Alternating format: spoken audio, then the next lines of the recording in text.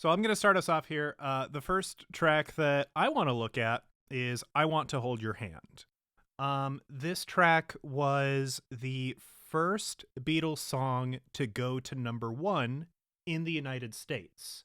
It's the fourth track in the album, but the other songs charted at number one earlier over in the UK. I was kind of surprised at sort of how late Beatlemania and the British invasion got started over here once I actually started to look into it.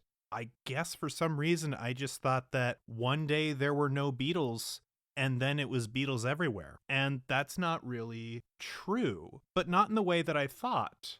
What year do you suppose I Want to Hold Your Hand made it to the charts? It's either 63 or 64. Yeah, it was early 64. Mm-hmm.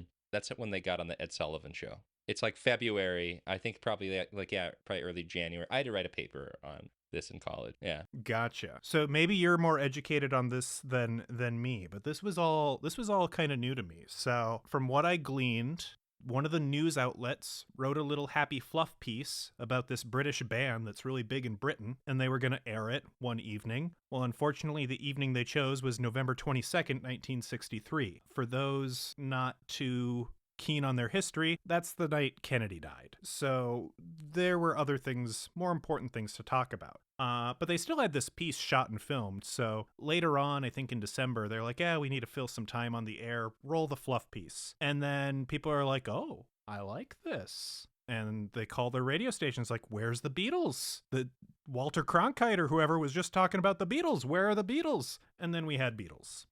So what I did to kind of touch on this, I asked my grandparents when they first heard about the Beatles, if they could remember. And my grandpa, wasn't he said he was more of a Stones guy than a Beatles guy.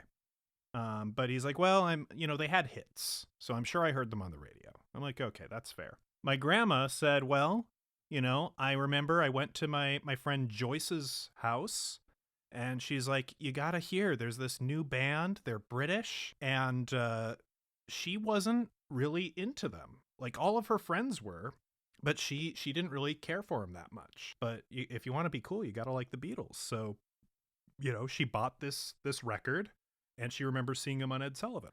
And that really surprised me. I always pegged my grandmother as a bigger Beatles fan, but no, she was like more old school. She really liked Ricky Nelson, if you know who that is. No. He was he was your typical teen idol of the day.